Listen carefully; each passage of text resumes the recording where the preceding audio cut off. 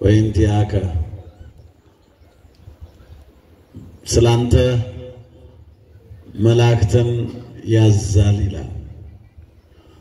ስለኛ መላእክት እንደሚታዘዙ ስለ መላእክት ስናነሳ መልእክተኞች ናቸው። እነዚህ መልእክተኞች በሰማይ ያለውን የእግዚአብሔርን ምሕረት ለሰው ልጆች ብቻም ሳይሆን ለፍጥረታት ሁሉ ምሕረትን ሰላምን የሚያመጡን መልእክተኞች ናቸው። እውነተኛ መልእክተኞች ናቸው። ከእውነተኛው አምላክ እውነተኛውን መልእክት ብቻ ነው ይዘው የሚመጡት።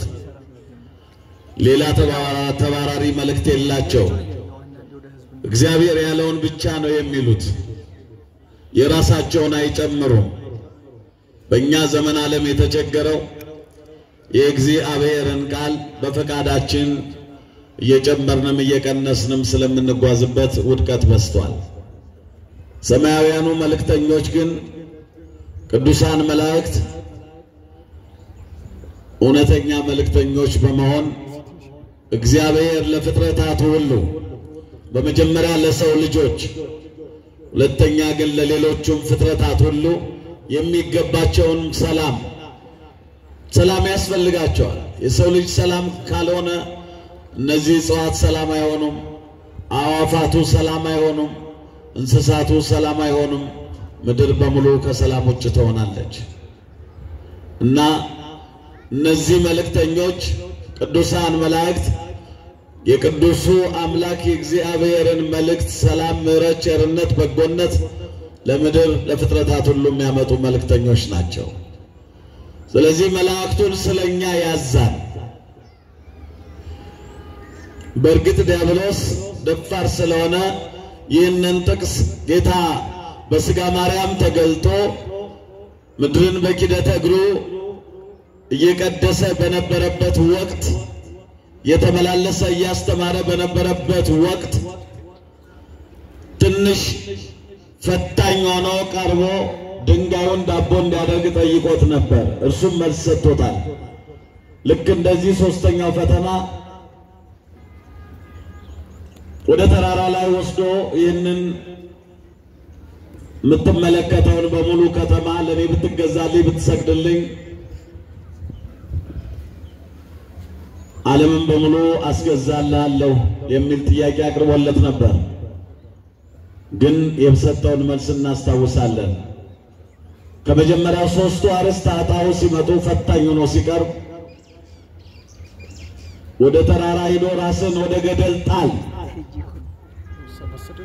ስላንተ መላእክት ታዘዋል ተብሏል፣ ብትወድቅ መላእክት ያነሱሃል የሚል ጽሑፍ ስለተጻፈ ራስን ጣል ብሎ ተፈታትኖት ነበር። አንተ ሰይጣን ከኔ ሂድ፣ ጌታ አምላክህን አትፈታተን ተብሎ ተጽፏል ሲለው እናውቃለን። መላእክትን ስለኛ ስላዘዛቸው ነው እኛ ዛሬ ቅዱሳን መላእክትን ልናከብራቸው እያመለክናቸው አይደለም። በጭራሽ እንዲህ አይነት ትምህርት ቤተክርስቲያን የላትም። እናከብራቸዋለን። መልእክተኞቻችን ናቸው ብለን እናከብራቸዋለን። መልእክታቸው ደግሞ የተወደደ የምህረት መልእክት ነው፣ የሰላም መልእክት ነው፣ የይቅርታ መልእክት ነው። ስለዚህ እነዚህ ቅዱሳን መላእክትን እንድናከብር የሚያስገድዱን በጣም ብዙ ነገሮች አሉ። ደግሞ ዛሬ ለየት የሚለው ሹም ሽረት የተፈጸመበት ዕለት ነው። በሰማይ መላእክት የሚታዘዘው ወደ ክብር ሲመጣ ወደ ከፍታ ሲሆን ሲሾም ሹመቱ ከስጋዊ ነገር ጋር ዓለም እንደምናውቀው በዓለም እንደምንረዳው ያይደለ የምህረት ሹመት፣ የይቅርታ ሹመት። ዓለም ላይ ባሉ ሹመቶች ገፊዎች ናቸው። አውቀውም ቢሆን ሳያውቁ ገፊዎች ይሆናሉ፣ ተቆጮች ይሆናሉ፣ ነሾች ሰጮች ይሆናሉ፣ የሚያደሉ ይሆናሉ፣ የሚሰብሩ ይሆናሉ፣ የሚያሳዝኑ ይሆናሉ፣ የሚያስለቅሱ ይሆናሉ። ልዩ ልዩ ነገሮች አሉ። ዓለም ላይ እንዲህ አይነት እይታዎች እንዲህ አይነት ሁኔታዎች ሲፈጠሩ ነገሮች ሁሉ መንገዳቸውን ይስታሉ። የዓለም ሹመት አይነት ግን አይደለም። የመላእክት ሹመት የተለየ ነው፣ የምህረት ነው። የተገፉትን የማበርታት የወደቁትን የማንሳት ተስፋ የቆረጡትን ተስፈኛ እንዲሆኑ የማድረግ በመከራቸው ተገኝቶ የማጽናናት ስራቸው የመላእክት ትልቁ ስራቸው ይሄ ነው። ስለዚህ ዛሬ የተሾመው መልአክ ቅዱስ ሚካኤል ሊቀ መላእክት ዛሬ ሹመት ስላገኘ የዚህ ሹመት ዋነኛ ስራ ደግሞ ተጠቃሚዎቹ እኛ ነን። ይህ ሹመት ስጋዊ እኛ እንደምናውቀው እንደምናስበው ሳይሆን የምህረትን የእግዚአብሔርን ምህረት የእግዚአብሔርን ቸርነት ወደኛ ማምጣት የእግዚአብሔርን ይቅርታ ወደኛ ማሰማት የኛን ለቅሶ የኛን ሐዘን ወደ እግዚአብሔር ማቅረብ ስልጣኑ ይሄ ነው። መንፈሳዊ ስልጣን ነው። የተገፉትን መጎብኘት ነው። የተሰበሩትን እንዲጠገኑ ማድረግ ነው። ተስፋ የቆረጡት ተስፋ እንዲኖራቸው ማድረግ ነው። ስለዚህ ዛሬ ሊቀ መላእክት ቅዱስ ሚካኤል የተሾመበት ዕለት እንደሆነ አባቶቻችን አስተምረውናል። በዚህ በትንቢተ ዳንኤል ምዕራፍ 12 ላይ በዚያ ዘመን ስለ ሕዝብህ ልጆች የሚቆመው አለቃ ሚካኤል ይነሳል። ማን ይነሳል? እስኪ ተናገሩ። ማን ይነሳል? ሚካኤል ይነሳል። እግዚአብሔር የተመሰገነ ይሁን። ሚካኤል ይነሳል ማለት ይሄ ነው። ስለዚህ ስለ ሕዝብ ልጆች የሚቆም ሰዎች እንዳይበደሉ ለይቅርታ የሚቆም የምህረት መልአክ፣ የርኅራኄ መልአክ፣ የዋህ መልአክ፣ የሰላም መልአክ፣ ሰላማዊ መልአክ ይህንን መልአክ ነው ዛሬ ቤተክርስቲያን እያከበረች ያለችው። ምክንያቱም ሳጥናኤል የሚባለው የቀድሞው መልአክ ስልጣኑን የድርሻውን መስራት ሲገባው የማይመለከተውን ለመስራት ሲሄድ ወደቀ። የሚመለከተውን ሳይሆን የማይመለከተው እሱ የመላእክት አለቃ ነው። የተሾመው በመላእክት ዘንድ አለቅነት ተሰጥቶት ነው። ነገር ግን እግዚአብሔር እምነታቸውን፣ ጽናታቸውን፣ የምስጋና ጊዜያቸውን እያንዳንዱን ነገር ስለሚያውቅ ተሰወራቸው ይላል። ይሄ ማለት ከስፍራ ወደ ስፍራ ሄደ ማለት አይደለም። ባህሪውን በባህሪው በሚሰውርበት መሰውሩ በመካከላቸው ውስጥ ሆኖ ሳለ እግዚአብሔር ከነሱ ተፈጥሮ በላይ ስለሆነ እግዚአብሔር ክብር ምስጋና ለስሙ ይሁን። ከፍጥረታት ተፈጥሮ ከፍጥረታት ሁሉ በላይ ስለሆነ እግዚአብሔር አጠገባቸው ተቀምጦ ሊያዩት ስላልቻሉ ሳጥናኤል ሊያዩ አልቻለም። ከሱ ባህሪ በላይ ስለሆነ እግዚአብሔር ከሱ ተፈጥሮ በላይ ስለሆነ እግዚአብሔር የሱ ፈጣሪ ስለሆነ እግዚአብሔር በብርሃን መሰውሩ ረቂቅ አምላክ ስለሆነ ረቀቀበት ይላል። በስጋ ማርያም እንኳን ከተገለጠ በኋላ ረቆበት ስለነበረ ነው ያ ዲያብሎስ ጥያቄ ያቀረበው። እስኪ ይህን ድንጋይ ዳቦ አድርግ ብሎ ጥያቄ ያቀረበው ረቆበታል።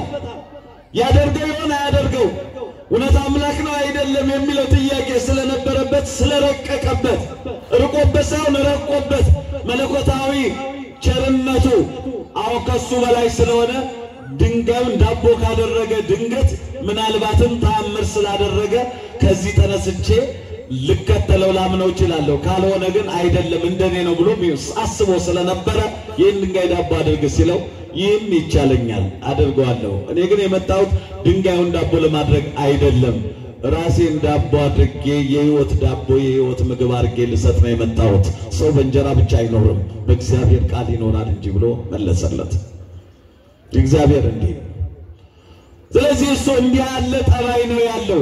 ድርሻውን ተወና ሲረቅበት ጊዜ እንደሌለ ቀና ሲል ከሱ በላይ የለም። ወደ ቀኝ ወደ ግራ ተመለከተ።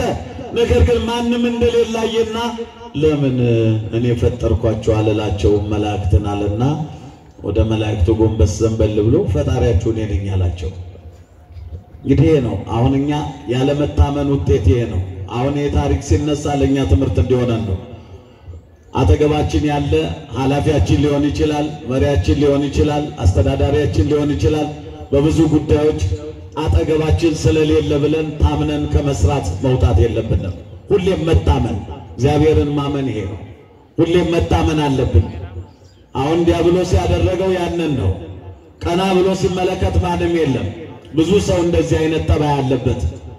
የሚያውቀው የቅርብ ሰው የሚወደው የሚያከብረው ሰው አጠገቡ ትንሽ ዘወር ሲል ዝርዝር ያበዛል። የማይጠቅም ወሬ ይጀምራል። ዲያብሎስ ያን ነው ያደረገው። ቀና ሲል ማንም የለም፣ ዘንበል ሲል ግን የሰማይ ሰራዊት በሙሉ በስሩ ናቸው። በግራና በቀኝ ተመለከተ። ስለዚህ ለምን እኔ ፈጠርኳችሁ አልላችሁ ማለትና እኔ ነኝ የፈጠርኳችሁ፣ እኔ ፈጣሪያችሁ ነኝ፣ እናንተም ፍጡሮች ናችሁ። ተመልከቱ ያላቸው ይሄንን ነው። ፈጠርኳችሁ አላቸው። ከዚያ ግራ ተጋቡ። አይ ፍጥሮናል እንዴ ያሉ አንዳንዶቹ ግራ ገባቸው። እነሱን ከሱ ጋር ሲያነጻጽሩ ትንሽ ሉሲፌር ታውቃላችሁ፣ የፊዚክስ ሰዎች ትኖራላችሁና ሉሲፌር ማለት በጣም የሚብለጨለጭ የሚያበራ ከፍተኛ የብርሃን ነጸብራቅ ያለው ነው። ልክ እንደዚያ ነበር። ትንሽ ከፍታ ክብር ነበረው ሳጥናኤል እና ትንሽ ሲያዩት ከነሱ በክብር ከፍ ብሏልና አይ ሳይፈጥረን አይቀርም አሉ። ሌሎች ግን እንዴ እንደኛ አይደለም እንዴ እንዴት ፈጠረን እንላለን አሉ። አይሆንም አሉ። አይሆንም ማለትን እንልመድ። ትክክል ያልሆነ በእኛ መካከል ካለ አይሆንም ትክክል አይደለም እንበለው። ትልቅም ይሁን ትንሽ ዝምታ ነው ነገሮችን የሚያበላሸው እንጂ ትክክል አይደለም። በዚህ መንገድ እንቀበላለን፣ በዚህ መንገድ አንቀበልም እንልመደው። እኛ ዝም ብሎ የሆነ ሰው ምንም ነገር ሳንሰማ እልል ካለ ከኋላ ስለቱ ደርሶለት ሳይገባን እልል እንላለን። አጨብጨቡ ካልተባልን አናጨበጨብም። ስናጨበጨብ ሰው ሲያጨበጨብ አይተን በድጋፍ ነው። ገብቶን አጨብጨበን ገብቶን እልል ብለን አመስግነን የምናውቅበትን ዘመን እግዚአብሔር ይወቀው። ለይቶልን ሰምተን በትክክል ሰምተን እፎይ ብለን ማንም አጠገባችን ደጋፊ ሳይኖረን ውስጣችን ፍንቅል ብሎ የምናመሰግን የምንመልስ የምንጠይቅ ጀግኖች መሆን አለብን። በዚህ የተነሳ እነ ቅዱስ ሚካኤል እነ ቅዱስ ገብርኤል የለም አንተ አልፈጠርከንም ከዚህ ሰዓት ነው ሌሎች እንደፈጠራቸው አመኑ፣ ሌሎች ተጠራጠሩ። ፈጥሮን ይሆን አይሆን? ታዲያ እሱ አልፈጠረንም ካለ የፈጠረን ወዴት አለ? ስለዚህ ምናምን ብለው አብረው ከሱ ጋር ጠፉ ማለት ነው። ያን ጊዜ እግዚአብሔር የብርሃን መጋረጃውን ከፈተና ከመካከላቸው ነበረ። በሰማይ ሰልፍ ሆነ ይላል ራእይ ምዕራፍ 12:7 ላይ በሰማይ ሰልፍ ሆነ፣ ሚካኤልና መላእክቱ ዘንዶውን ተዋጉት ይላል። ሚካኤልና መላእክቱ ዘንዶውን ያ የሚውጥ ሙሉ ሰውነትን የሚውጥ ዘንዶ የሚሰባብር ዘንዶ እየተጠመጠመ ነፍስን የሚለይ ከስጋ ዘንዶ በዘንዶ የተመሰለ ይሄ እባብ የእባብ ዝርያ ዘንዶ አደገኛውን ዲያብሎስን ተዋጉት ይላል። ዘንዶ ብሎ ነው ዮሐንስ ባለ ራእዩ የተናገረው። አው ዘንዶውን መላእክቱ ሚካኤልና መላእክቱ ተዋጉት። ምናልባት ቀስት ምናምን እንዳይመስላችሁ ወይም በዘመኑ እንዳለው ቁሳቁስ የጦር መሳሪያ አይደለም፣ በዓለም እንደምንሰማው ዜናም አይደለም። ውጊያው ኃይል ከእግዚአብሔር በማግኘት ነው። የእግዚአብሔር ኃይል በቅዱስ ሚካኤልና በነ ቅዱስ ገብርኤል ላይ ሆነ። ያኔ ነው እንግዲህ ቅዱስ ገብርኤል አስቀድሞ ምን ብሎ ነበረ? እግዚአብሔርን ፈጣሪያችን የፈጠረን የሰራን አምላካችን እስኪመጣ ድረስ ጸንተን እንጠብቅ ብሎ ያወጀ የአዋጅ ነጋሪ ቅዱስ ገብርኤል ባለንበት ጸንተን እንቁም። ፈጣሪያችን ይህ አይደለም እሱ አይደለም፣ ባለንበት እንቁም። ጥያቄው የነበረ ዛሬ ለዓለም ትምህርት እንዲሆን ነው። ንዑስ ውስታ በሚፈጠርበት ጊዜ፣ ጫጫታ በሚበዛ ጊዜ፣ እርስ በርስ መተረማመስ በሚመጣ ጊዜ፣ አለመግባባት በሚታይ ጊዜ፣ ተናጋሪዎች ሲናገሩ አድማጭ በሌለ ጊዜ፣ ሁሉ አውቃለሁ ባለ ጊዜ መረጋጋት ያስፈልጋል። ረጋ ብሎ ማሰብ ያስፈልጋል። የምናገረው ምንድነው? ማናገረው ማንን ነው? ለምንድነው የምናገረው? የሚያመጣው ኋላ መጨረሻ ግባቱ ምን ይሆናል የሚለውን ነገር ማሰብ ያስፈልጋል። በእግዚአብሔር ውስጥ ስንሆን እንደዚህ ነው የሚሆነው። ዝም ብሎ አይደለም።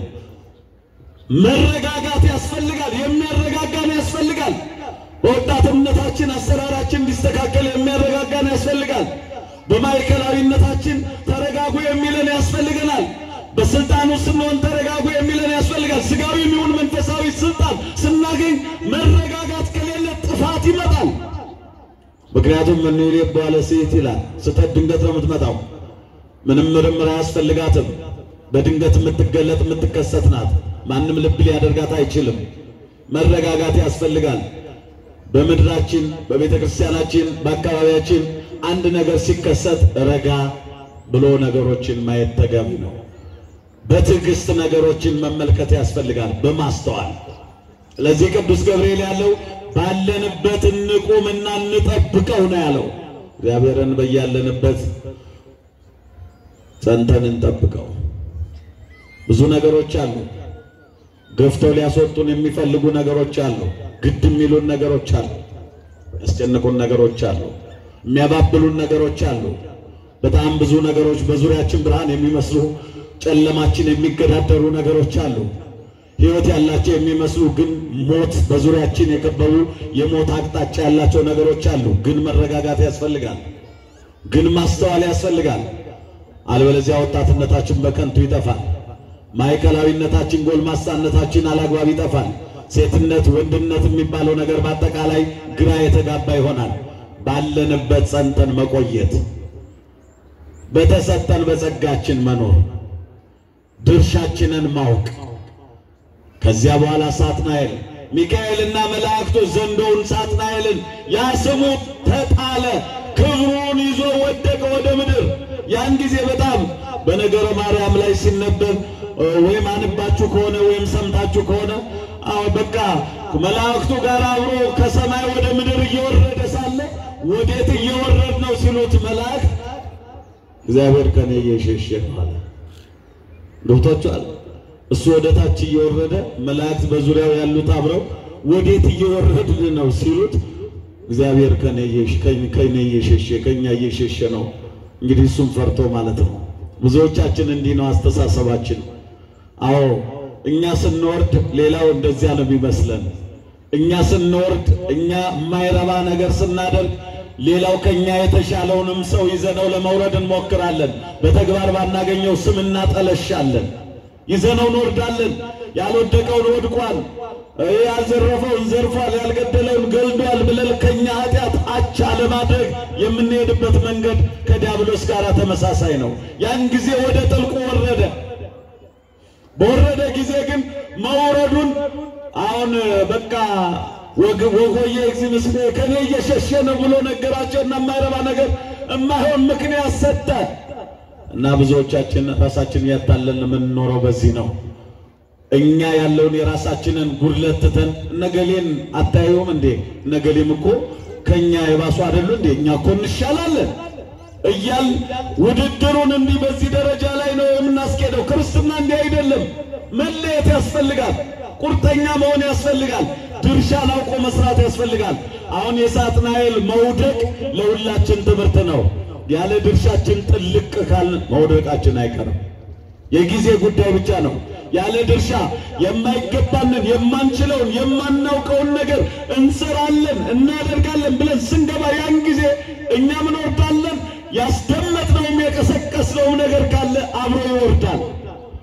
ለኛ ትምህርት እንዲሆን ነው። ወደ ከፍታ በከፍታ የነበረው ሳጥናኤል ስሙም ክብሩም ተያይዘው ክብሩም ጭምር ወደ ጥልቁ ወረዱ ይላል። ሁሎችም ጭምር ያመኑት አብረውት ያሉት ጭምር አብረው ነው የወረዱት። ዓለም ላይ ያለው ነገር ይሄ ነው።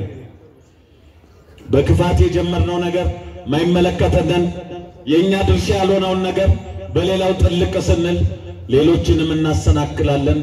ሌሎች የቆሙት እንዲወድቁ እናደርጋለን። የወደቁት እንዳይነሱ ግፊት እናደርጋለን። ድንጋይ እንጨምራለን። ከፍተኛ የሆነ የጥፋት ሥራ እንሰራለን። ስለዚህ ዲያብሎስ ወረደ፣ ወደቀ። ከዚያ ከመላእክቱ ጋር አብሮ ከወደቀ በኋላ በስተመጨረሻው አባቶቻችን ዕለተ ዓርብን መነሻ አድርገው በዛሬው ዕለት የሚያነሱት ነገር አላቸው።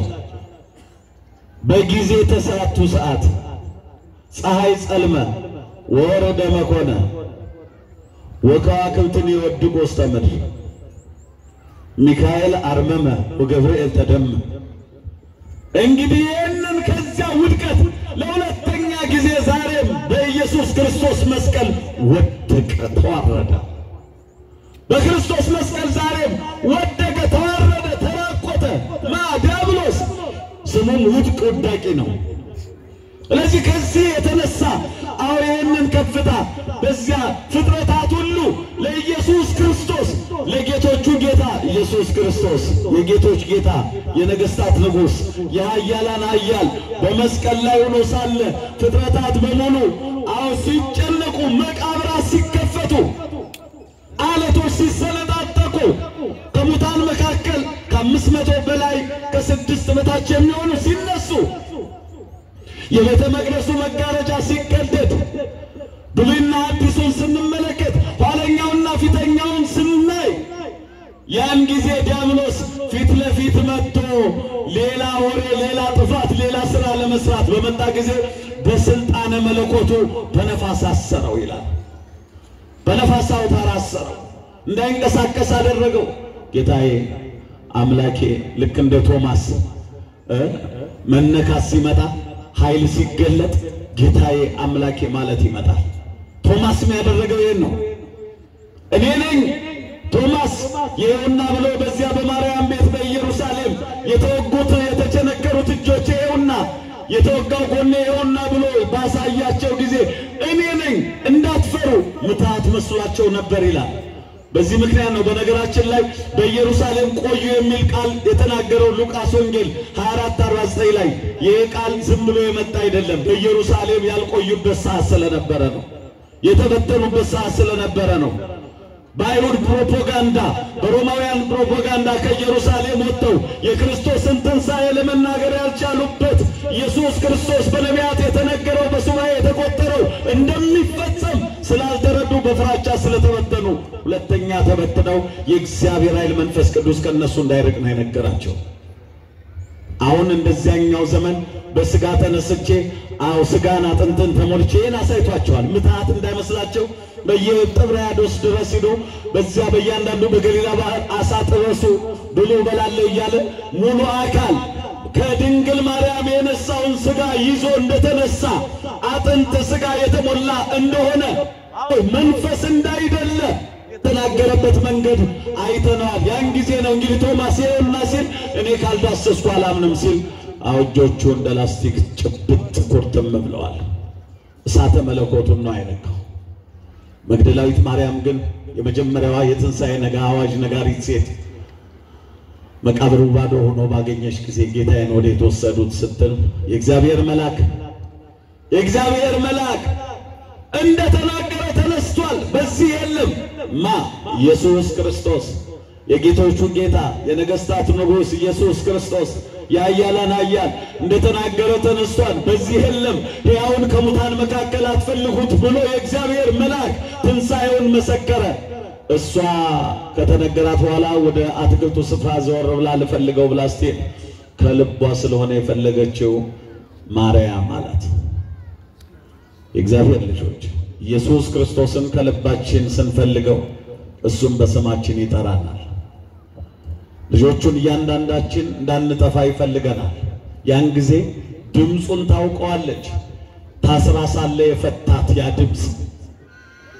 ድምፅ የርኅራኄ ድምፅ፣ የፍቅር ድምፅ፣ የምህረት ድምፅ፣ የይቅርታ ድምፅ፣ የደስታ የሰላም ድምፅ ኢየሱስ ክርስቶስ ማርያም ባላት ጊዜ ከፍ አድርጋ ልትሰማው ናፍቀዋለች።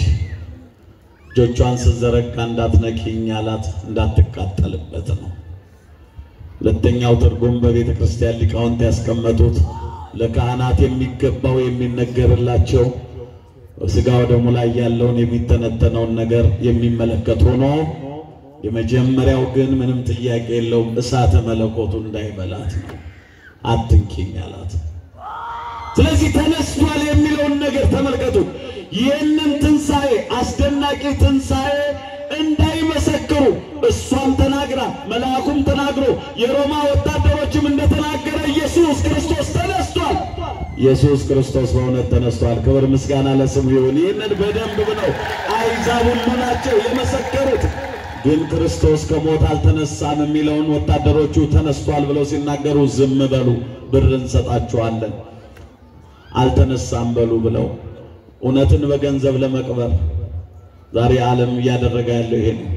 እውነትንና እውነተኞችን በገንዘባችን ብዛት፣ በጉልበታችን፣ በዝምድናችን፣ በቡድናችን፣ በጫጫታ ብዛት እውነትንና እውነተኞችን ለመቅበር ለማጥፋት ለመግፋት ዓለም ይነሳል ግን አይችልም ስልጣን የለው የጌቶቹን ጌታ ማመን ነው ኢየሱስ ክርስቶስን ያን ጊዜ ኃይል በእኛ ዘንድ ይኖራል ስለዚህ በኢየሩሳሌም ቆዩ ያላቸው እንደዚህ በስጋ እየሰበሰበ እኔ ነኝ እያለ እየሰበሰበ ወደ ኢየሩሳሌም የሚመልሳቸው አይኖርም ነው ምክንያቱም በመንፈስ አብሬያችሁ ለዘላለም እኖራለሁ ያለው እንጂ በስጋ ከዚያ በኋላ ይለያቸዋል እስከሚመለስ ድረስ ስለዚህ ይህንን ውርደት በመስቀሉ ውስጥ ተመለከተው አሰረው ሌላው ፍጥረታት ሁሉ ለምስጋና ሲቆሙ ሲያመሰግኑ ታምራት ሲደረግ የሁሉ ነገር ሲደረግ እሱ ግን ነገር ሊሰራ ይህንን ክፋቱን ይዞ በመስቀሉ ስር ተገኘ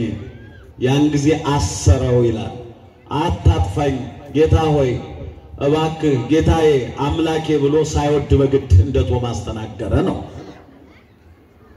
እንግዲህ መላእክት በነገሮች ሁሉ በእርገቱ ከቤተልሔም ጀምሮ መላእክት አብረው ነበሩ ምክንያቱም ቅዱሳን መላእክት ለኛ የተሰጡ መሆናቸውን የምናውቀው በቤተልሔም ጌታ በተወለደ ጊዜ ነዋዜኖክሙ ሰናየ ዜና እነሆ የምስራች ነግራችኋለሁ ሉቃስ 2 የምስራች ነግራችኋለሁ የዓለም መድኃኒት በቤተልሔም ኢየሱስ ክርስቶስ ተወልዷል ብርሃን በፊታችሁ አለ ብርሃን ከምድር እስከ ሰማይ ተዘርግቶ በነበረበት ስፍራ የእግዚአብሔር መልአክ እረኞቹን ሄዶ ሲነግራቸው ለዓለም ሰላም ለሁሉ ደስታ የሚሆን ለሁሉ በረከት የሚሆን ወሬ ነግራችኋለሁ እንደ አይነት ወሬ ዓለም ላይ ያለው ለሁሉ ደስታ የሚሆን ወሬ አለ ለሁሉ በረከት የሚሆን ወሬ አለ ለሁሉ መጽናናት መረጋጋት የሚሆን ወሬ አለ የኢየሱስ ክርስቶስ ብቻና ብቻ ከልደቱ እስከ ዕርገቱ እስከ ዳግም ምጽአቱ ላመኑትም ላላመኑትም በሩቅም በቅርብም ላሉት በውጭም በውስጥም ላሉት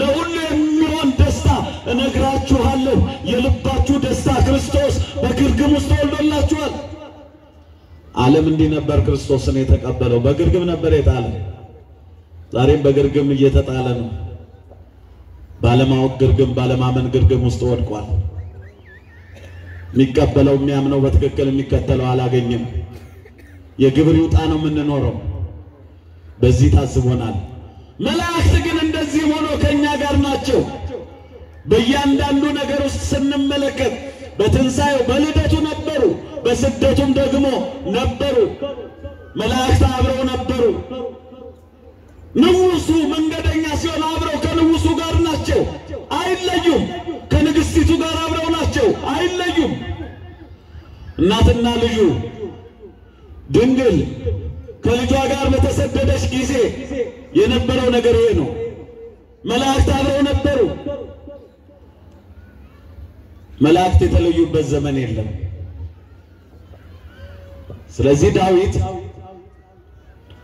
መላእክትን ስለናንተ ያዛቸዋል ለምን ከሞት እንዲያድኑን የሚያዛቸው ለምንድን ነው በዚያ ሰልፍ ውስጥ የተሰለፉበት ዓላማቸው ለምስጋና የተሰለፈ ሰራዊት ለዝማሬ የተሰለፈ ሰራዊት ለጾም ለጸሎት የተሰለፈ ሰራዊት በዚያ በሰማይ ላይ ያየነው መሬት ላይም ደግሞ ይታያል በእኛ ዘንድ በቤተ መቅደሱ የምስጋና ሰራዊት አውናል ሁሉ የምታዩት የምስጋና ሰራዊት ነው የዝማሬ ነው ክብር ምስጋና ለእግዚአብሔር ይሁን የምስጋና ነው የጸሎት ነው ከዚህ የተነሳ መላእክት የእግዚአብሔር ልጆች ናቸው እዚህ ሉቃስ 4:4 ላይ ታማኝ ኃያል የእግዚአብሔር አገልጋዮች እንደሆኑ በዳዊት መዝሙር 103 ላይም ተቀምጧል በጣም የሚገርመው ነገር እነዚህ መላእክት ላይ ዳንኤል ምዕራፍ 10:13 ላይ እንደተመለከትነው ከዋነኞቹ አለቆች አንዱ ሚካኤል ሊረዳኝ መጣ ከዋነኞቹ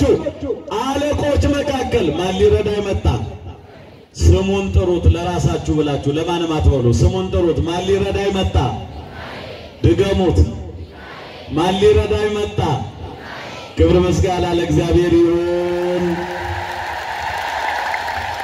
ከዋነኞቹ አለቆች አንዱ ሚካኤል ሊረዳኝ መጣ ዛሬ ሊረዳን መጥቷል ባህራንን ሲረዳው ተመልክተናል ምን ማለት ነው ባህራን ማለት የባህር ልጅ ነው መጀመሪያ እናትና አባቱ ለእግዚአብሔር የተመቹ ነበሩ መድኃኔዓለም ኢየሱስ ክርስቶስን የሚያመልኩ መነሻው ይሄ ነው እናትና አባቱ ለኢየሱስ ክርስቶስ የሚገዙ ጌታዬ መድኃኒቴ ኢየሱስ ክርስቶስ በመስቀል ላይ ሥጋን የቆረስከው ለኔ ነው፣ ደምክን ያፈሰስከው ለኔ ነው።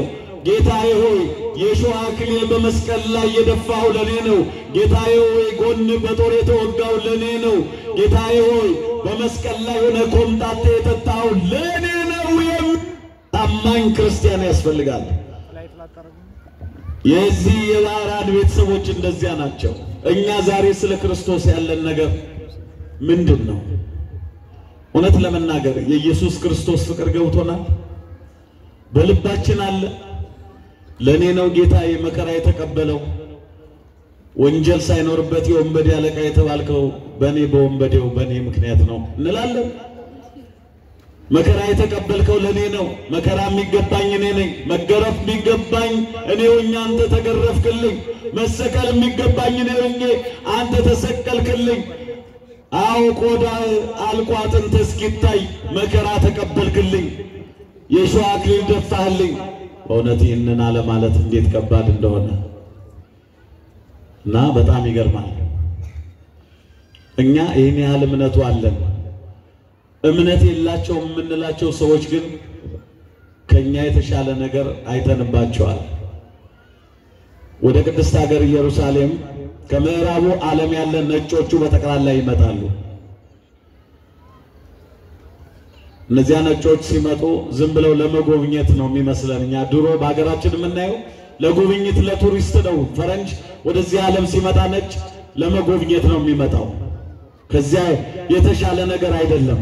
ስለዚህ በዚህ ምክንያት ነገሮችን ለማስተካከል እነሱ ነጮቹ ለጉብኝት ነው መጡ የምንላቸው ሰዎች እዚያ መስቀል ተሸክመው እያለቀሱ ከዚያ ከጲላጦስ አደባባይ 13ቱን ምዕራፍ በሙሉ እያለቀሱ ሲሄዱ ስታዩ ምን ትላላችሁ?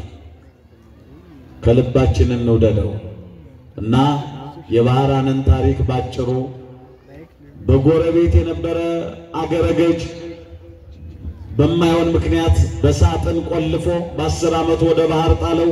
ከ10 ዓመት በኋላ እግዚአብሔር አሁን አሳ አጥማጅ ልኮ በባህር የተጣለውን አዳነው። በሕይወታችን እግዚአብሔር እንደዚህ ነው የሚደርስልን። ሰዎች ሊጥሉን ይችላሉ፣ ግን ሌላ ባለመረብ ይዘረጋን እግዚአብሔር ያዘጋጃል። ወደ ባህር ብንጣል እግዚአብሔር ቀድሞ ይጠብቀናል። አሳ አጥማጅ አስቀምጦ አዎ በተጣልንበት ሳጥን የባህራን ትምህርት ሁላችን ነው። እኛም በሌላው ላይ ክፋት ካደረግን ምላሹ ይሄ ነው የሚሆነው። እግዚአብሔር ግን ይቀድማል። ማን ይቀድማል? ማን ይቀድማል? እግዚአብሔር ይቀድማል። መላእክቱን ስለኛ ያዛቸዋል። ስለማን ያዛል? ስለኛ መላእክቱን ያዛል እግዚአብሔር። ስለዚህ በመከራችን ጊዜ ይገኛሉ። እዚህ ሐዋርያት ሥራ ምዕራፍ 27 ላይ ከቁጥር 22 ጀምሮ መመልከት ይቻላል። ማዕበል ሲበረታ ቅዱስ ጳውሎስ የገጠመውን ችግር ሲገልጽ፣ ግን ቅዱሳን መላእክት ደግሞ ሲረዱት በችግራችን ስለሚረዱን የእኛን ጸሎት ወደ እግዚአብሔር ስለሚያደርሱልን እንባችን ስለሚታበስ በጨለማ በመከራ ባለን በምንሆንበት ጊዜ ስለሚያጽናኑን በዚህ ምክንያት መላእክትን አዎ በሚገባ እንማጸናቸዋለን።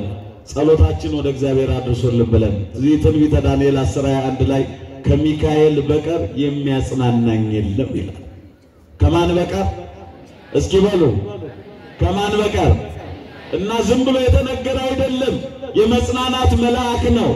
ስለዚህ ብንዘምርለት ልዩ ልዩ ነገር ብናደርግ ለባህራን የደረሰለት የሞቱን ደብዳቤ እንዲሞት የታወጀበትን ደብዳቤ የቀየረለት ቅዱስ ሚካኤል ነው።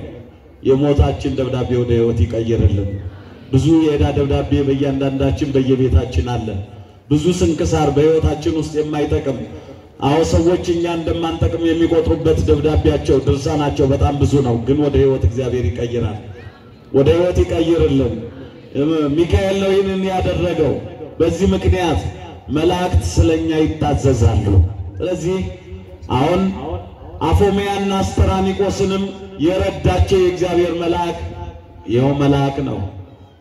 ቅዱስ ላሊበላ ሐናጼ መቅደስ፣ መሐንዲስ፣ ጻድቅ፣ ካህን፣ ቅዱስ ተብሎ የተሰየመው ሙሉ የሆነ ሰው በኢትዮጵያ ዛሬ ረፍቱ ነው። በረከታቸው ይድረሰን። የቅዱሳኑ በረከት ይድረሰን። የቅዱስ ሚካኤል ምልጃው አይለየን። ስለዚህ ርዕሳችን ምንድነው አልኳችሁ? ርዕሳችን ምንድነው? መላእክት ስለኛ ስላንተ ምን ይላሉ? ይታዘዛሉ። እስኪ ድገሙት። መላእክት በሉ ስለናንተ ይታዘዛሉ። ነገር ግን መላእክት ስለኛ የሚታዘዙት በዳዊት መዝሙር 33:7 ላይ ስንገኝ ብቻ ነው። ምንድነው የሚለው? ማጠቃለያዬ ነው። ይታየን መልአከ እግዚአብሔር አውደሙ ለለ ይፈርሁ ወያድነው። የእግዚአብሔር መላእክት እግዚአብሔርን በሚፈሩ ሰዎች ዙሪያ ይሰፍራሉ፣ ይከትማሉ፣ ያድኗቸው ይላል። እግዚአብሔርን የሚፈራ ሰው ብቻ ነው። በተንኳይ ሪፈር የሚደረግለት አይደለም። እግዚአብሔርን የሚፈሩ ሰዎች ሁሉ መላእክት አሏቸው። ምክንያቱም ንጉሱ ባለበት ሰራዊቱ ስለሚኖሩ። ለዚህ ምክንያት እግዚአብሔርን የምንፈራ ሰዎች ሁሉ፣ እግዚአብሔርን በመፍራት የምናገለግል አገልጋዮች ሁሉ፣ ክርስቲያኖች ሁሉ መላእክት ከኛ ጋር ይሆናሉ፣ ይረዱናል። በመከራችን፣ በጨለማው፣ በቸገረን፣ በሐዘናችን ሁሉ ያጽናኑናል። አሁን ስለኛ መላእክቱን የሚያዝ አምላክ አገራችን ሰላም ያድርግልን፣ ቤተክርስቲያናችን ሰላም ያድርግልን፣ ሕይወታችን ሰላም ያድርግልን። መንገዳችን ሐሳባችን የቀና ይሁን። ይቆየኝ።